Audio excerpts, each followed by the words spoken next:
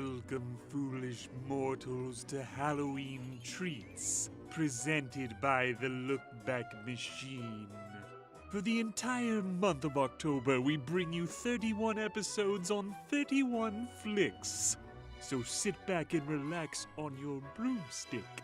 We have blood-curdling boogeyman and sadistic serial killers. From castles to were-rabbits to spine-chilling spine-tinglers. Oh, but that's not all. It's only a bit. There's also Dahmer, Dracula, and Wallace and Gromit. So turn down the lights and turn up the sound. And ready your heart, for it's about to pound. Because there's Halloween film history abound. Happy Halloween from the Look Back Machine.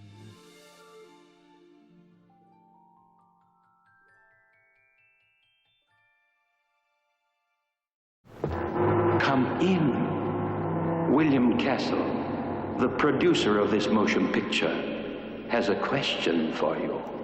Do you believe in ghosts? Some people believe in them, others do not. Personally, I do. And I feel sure that when you leave this theater, you too will believe in ghosts. Now, when you came in, you were given a special ghost viewer like this. And here's how it works. Would you please change the color of the screen? You must only use it when the screen changes to this kind of a bluish color. Then you raise the viewer to your eyes and you look at the screen through it. If you believe in ghosts, you look through the red part of the viewer. If you do not believe in ghosts, you look through the blue part. Oh, one more thing. If someone sits down next to you during the picture, it would be helpful if you would show him or her how the viewer should be used. And remember, if you believe in ghosts, look through the red part. If you don't believe in ghosts, look through the blue. Happy haunting. Goodbye for now. That was William Castle's original introduction for 13 Ghosts, and showcases one of Castle's finest gimmicks, the Illusiono glasses. Although critics were not impressed with the result, Castle was trying to reinvigorate the movie-going experience. Years later, this film would serve as the source material for production company's Dark Castle's second remake. Initially, the Dark Castle brain trust of Robert Zemeckis, Joel Silver, and Gil Adler approached William Malone, who had directed House on Haunted Hill, to direct the remake of 13 Ghosts. Director, William Malone. Actually, I was supposed to do 13 Ghosts, and I bailed on it. I bailed basically because that I figured that given the circumstance of the first film, I probably would be, I'd be directing from Forest Lawn. So, yeah, I mean, I was really, I wasn't in the best of shape after that. You know, I don't want to say I was sick, but I was just really, not in a good mental space and not in a good physical space. I mean, I had an ulcer during the making of that film, and I think I lost about a pint of blood. If I were to make a movie now, I would have to have final cut. I would never go through that again. You know, it's too heartbreaking. With Malone out, Dark Castle turned to director Steve Beck to reinvent this haunted house tale, and it was up to Beck to avoid Malone's fate. This is the story of 13 Ghosts. Director Steve Beck.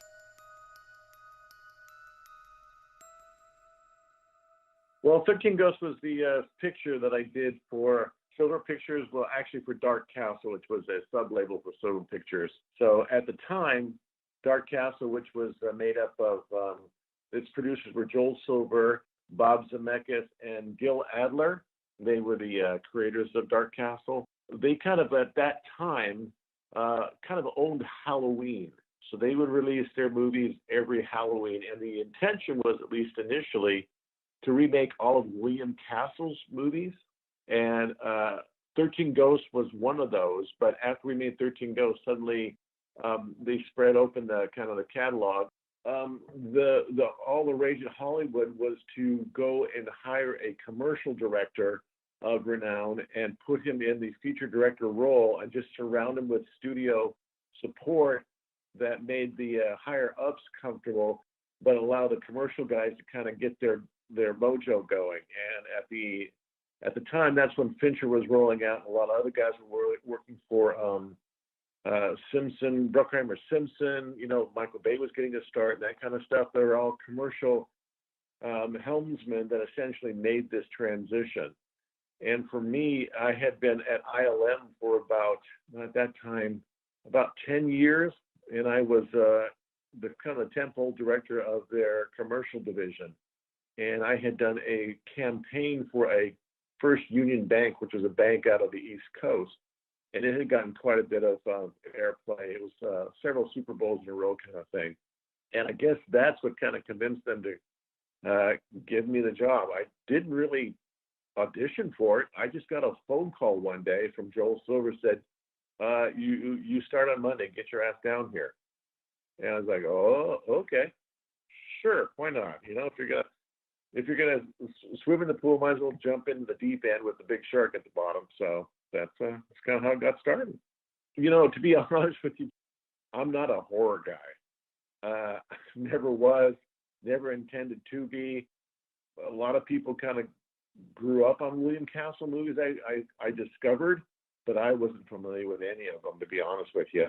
And I did meet his daughter, Terry Castle, or Terry, I guess she had a remarried name. But anyways, and Terry had shared a bit of history regarding her father. And her father at the time, in the 50s, even though he was kind of this B-movie matinee idol kind of guy, he was as popular as George Lucas was in his day. People would line up around the blocks to see this guy's movies. I mean, he was a master of the genre, and he did a lot of stuff that was extremely inventive for just showing a simple movie. He would dangle skeletons in the middle of the picture. He would have people stand up and scream and then faint, and the movie would stop. All kinds of stuff like that would occur. It was a great history lesson, but for me, I didn't know William Castle from a hole in the ground. Well, initially, for 13 Ghosts, not Ghost Ship, but for 13 Ghosts, the whole gag is, this family enters this house, and you can see the ghost when you put the glasses on. And that actually came from the William Castle movie. You put on your ghost viewers, and you could see the ghost. And I think in the 1950 version, the original version, they handed out like 3D ghost specs. And they had some sort of effect in the movie where you could see something. Now, we kind of monkeyed around with it a little bit just to see if there was anything there for this version. And essentially just decided, nah, let's just kind of leave that out of the movie. And we just kind of rolled with the rest of it and just incorporated it within the storyline. Although no special Illusiono glasses were given to modern audiences, they were referenced in the film. This time, instead of glasses, they used a choppy, flickering editing effect to reveal the ghost's creepy movements. That kind of ripping noise, that came out in the editorial process, to be honest. That was kind of just, we were looking for a way to just offset the audience a little bit, just to give it a little bit of off balance. And that was kind of, because we didn't have any money for visual effects or much money for visual effects, we kind of thought, well, how are you going to introduce these ghosts into these environments without, doing something strange to the visual? And so we kind of went this audio route more than anything, just to kind of help the narrative along a little bit. And it just kind of stuck that way. The set of 13 Ghosts is one of its stars. It's an entire house made of sliding glass doors and interlocking chambers. And it looks absolutely gorgeous on film. Yeah, it was a brainchild of Sean Hargraves, who was our production designer, who was also the production designer on that First Union campaign that I did. So I just kind of brought him with me over to this project. So he did a fantastic job with it. The only problem with it was, at the end of the day, you can't hide very easily in a glass house. We would find ourselves starting one part of the movie, on Monday, and by Friday we were looking back where we had just been down the hall through the glass wall. It was kind of like, well, that's so much for hiding things in that way. So it was interesting trying to find ways of scaring ourselves in the process. No, to be honest with you, and this is the truth, we never saw ourselves once. And it was I don't know, miracles of miracles. I don't know why, but camera never saw itself in any of that glass. I don't know why it happened that way. Maybe because we had sort of turned the lights down all around, it's all shot at sort of nighttime, if you will, but we never saw ourselves once. And Gail Tattersall, who was our DP, made sure it all looked beautiful, but he wasn't sacrificing anything in the process. So it was kind of fortuitous, because that's what everybody's worry was going to be. We're just going to be staring at ourselves in the mirror here. But yeah, it never came up. Unlike William Malone's experience on House on Haunted Hill, Beck and his crew were largely left be, without too much studio interference. We were kind of left to our own devices, to be perfectly honest with you. So I'd say, yeah, at the end of the day, it was a fairly, it was a fairly successful shoot as far as I'm concerned. At the end of the day, Joel and the folks at Silver Pictures were very busy making The Matrix, so they were up to their eyeballs in a brand new way of storytelling, and we're dealing with a lot of stuff then. And so myself, guided by by Gil Adler, who was basically the line producer, the producer, if you will, that was up there with us in Vancouver. He just did a great job keeping everything on track and keeping going. And we had a great cast. They had a lot of fun with it. We got stuck in the script a few times, and we kind of wiggled our way out. And I think it was an excellent production, to be honest with you. I thought the formula for what they were doing at Dark Castle worked very well, and then they kind of stumbled out of it, and I think that was the downfall of that. The idea behind the Dark Castle movies, you take a bunch of people, you put them in one location, you shake it up, and then you pour it out, and that's the story. And so it's this whole thing about just sort of personal entrapment and keeping them in one place, and then trying to see who's going to be the last man standing. And that was sort of the formula behind it. And then I think after Ghost Ship, it kind of went sideways, and then it didn't last for very much longer as far as the Castle movies go, I don't think. I think they did three more, maybe, but I'm not sure. It was a very kind of wise producing mentality, because everybody was contained, the sets were contained, the cast was contained, you weren't traveling, and you were making the most out of one set, if you will, and it worked pretty well. Just a moment before you leave. If any of you are not yet convinced there really are ghosts, take the supernatural viewer home with you. And tonight, when you're alone and your room is in darkness, look through the red part of the viewer, if you dare.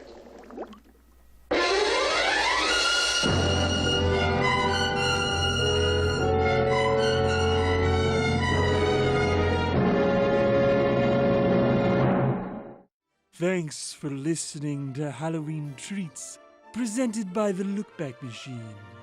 Stay tuned for the entire month of October for an episode every single day till November.